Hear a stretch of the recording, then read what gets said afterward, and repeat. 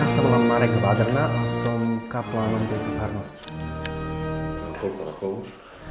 No, čo ja viem, tak 6 alebo 7. Čiže poznáte ľudí, poznáte Poznám obec, ľudí, poznáte poznám divo. obec, áno. Odkiaľ ste sem prišli? No tak ja po vysviacke som bol tu. Po vysviacke som bol najprv v Zlatých Moravciach, potom tu, potom nejaký čas vo Viedni a bol som kaplánom v Pezinku a potom som zase tu. Čiže tu už ste v podstate 6 rokov v obci Mariánka. V obci Mariánka ja som 19 rokov. 19 rokov? Lebo ja som tu aj vyrastal ako študent a bol som tu v kláštore.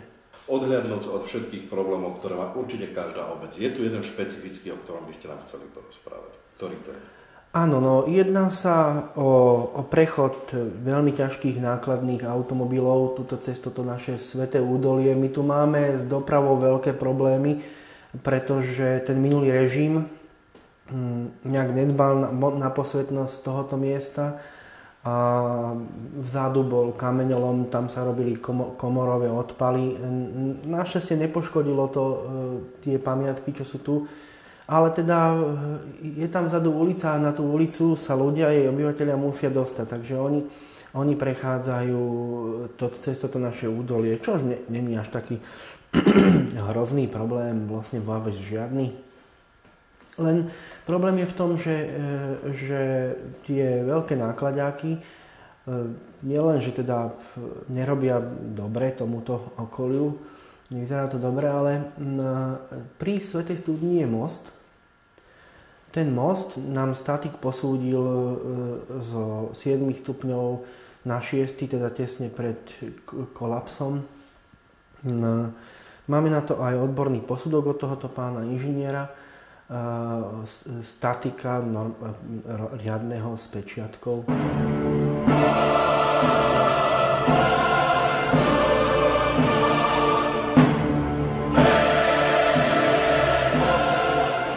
Ja som sa teda do toho začal angažovať a požiadal som teda, aby tu boli osadené príslušné dopravné značky. Žiadal som o to najprv pána starostu, ale ten ma odkázal na okresný úrad dopravný do Malaciek. Tak som tam šiel a po zvážení situácie oni určili dopravné značky. Dali sem značku zákaz vjazdu na nákladných automobilov a pre ten most umiestnili značku, teda bola tam predtým 50 km rýchlosť a potom tam dali značku 30. No, všetko bolo fajn, len potom, ja neviem, či to bolo zámerne alebo nie, starosta sa začal, teda tunajší starosta, on teda podal proti tým značkám podnet s tým, že cesta, ktorá vedie cez údolie, patrí pod správu obce. A to bola pravda.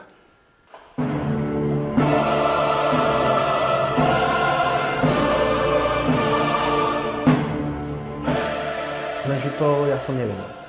Pretože predtým mi povedali na obecnom úrade, že to nie je v správe obce. Nakoniec sa ukázalo, že naozaj je to v správe obce a prokurátor napísal na ten okresný úrad a okresný úrad, prosím pekne, tú dopravnú značku dal odstrániť. Tie dopravné značky dal odstrániť. Urobili to veľmi rýchlo. Prišiel papier a značky boli odstránené. No a tam potom umiestnili značku pre ten most, že 10 km za hodinu. A to je nemožné, pretože po takej strmine jednoducho 10 km nevyjdete. No a na moju teda znovu žiadosť, že treba dať tú značku naspäť, mi pán starosta odpovedal. S tým, že on má vyjadrenie statika, ktorý hovorí, že hlavná nosná konštrukcia premostenia je vyhovujúca, premostenie ako celok je v súčasnom stave vhodné pre prenos dopravného zaťaženia od nákladných vozidiel s maximálnou nosnosťou do 15 tón. No neverím, že sem chodia nákladáky do 15 tón, určite sú ťažšie.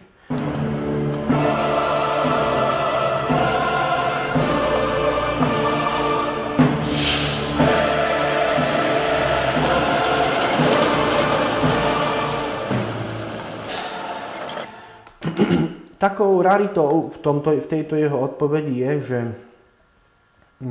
umiestnením vami požadovaného dopravného značenia sa technický stav mosta nezlepší.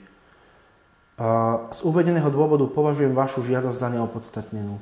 No tak prosím pekne, keď dáte pred krivoláku cestu značku, že krivolaká cesta, tak to nezmení stav tej cesty, ale upozorní vodiča, že buď sa toho má vyhnúť, alebo má ho spomaliť, aby si nerozbil podvozok.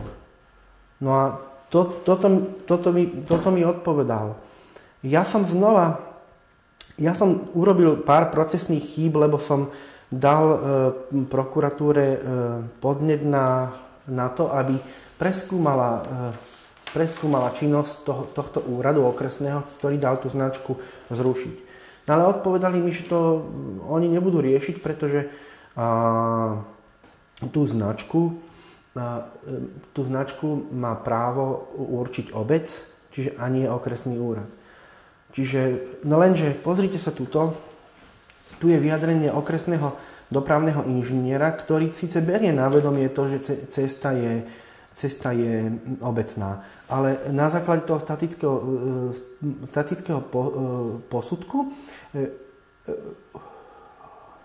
vyzýva obec, aby znova tam tie značky umiestnila. Čo na to obec?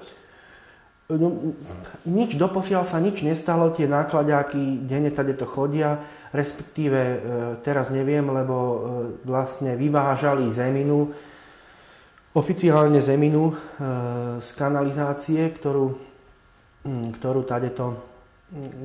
teda budujú v Mariánke, čo je absolútna pozitívna vec. Proti tomu ja nemôžem namietať. Ale ja som pánovi starostovi navrhol, aby tu, vidíte, zase ide náklaďák, práve tady to prechádza, určite to není 15-tonový náklaďák. Je plný teda zeminy. No a čo si myslíte vy, váš názor? Prečo máte pocit, takto, skúsim sa vrátiť k tomu, máte pocit, že starosta, veď môžem hovoriť mena, je to pán Radovan. Áno, pán Radovan. Máte pocit, že on ignoruje vás ako farnosť a vás ako zástupcu cirkvi tu? Pozrite sa, ja to neberiem osobne, to v žiadnom prípade. Mne môže Bars dopovedať Bars čo. Ja osobné veci voči pánovi starostovi nemám žiadne. Pretože každý máme svoj úrad a každý sa ho snažíme vykonávať podľa svojho vedomia a svedomia. Takže toto ja na pocity nedám. Lenže sú tu fakty a tie fakty hovoria jasne, že on porušuje zákon. Napríklad toto. Toto je predbežné opatrenie okresného úradu životného prostredia v Malackách, ktorým sa zakazuje vývoz hocičoho na tú skládku. Tá skládka je kde? Je to vlastne bývalý ten kamenolom, ktorý som bol spomínal. Vlastne tuto hore za údolím. A pán starosta mi na to povedal, že on sa proti tomu odvolal. Lenže tu je jasne napísané, že odvolanie proti rozhodnutiu o predbežnom opatrení nemá odkladný účinok. To znamená, kým by mu aj na to odvolanie odpovedali, on nemá vyvážať tie veci tadeto.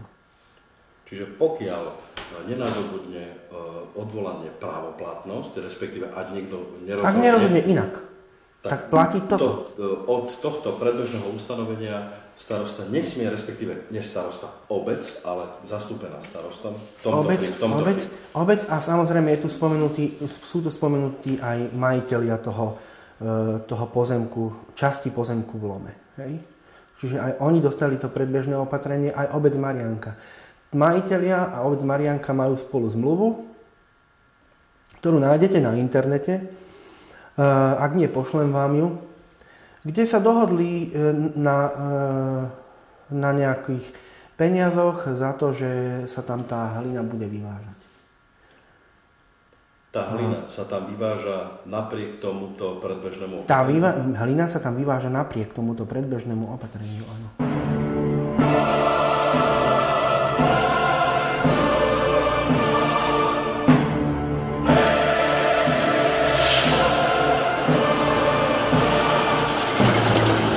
Toto je vážny argument.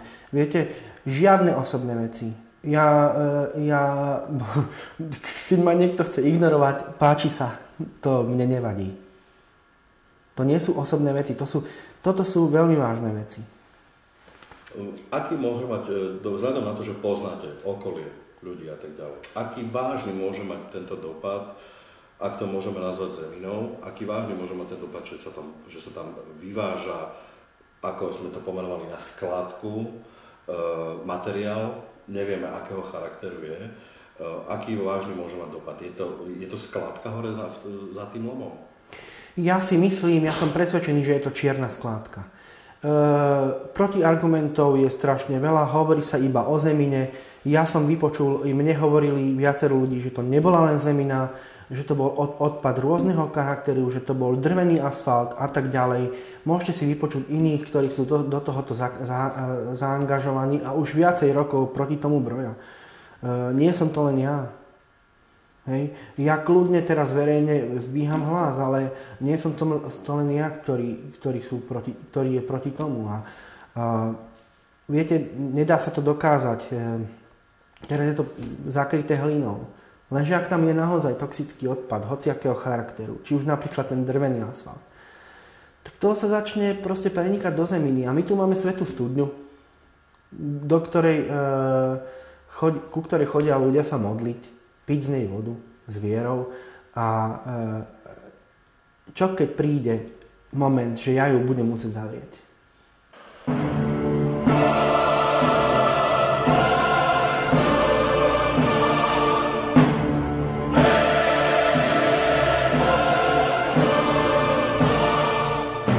Stále ma to niekde zavádza nejakým špekuláciám o možných podvodoch, finančných machináciách. Nemôžem sa zbaviť tohto pocitu, priznám sa. Ja na túto pôdu chodiť nebudem, pretože na to musíte mať dôkazy. Ale vyjadrím sa len to, že ako by povedali naši starší bratia, košer to není.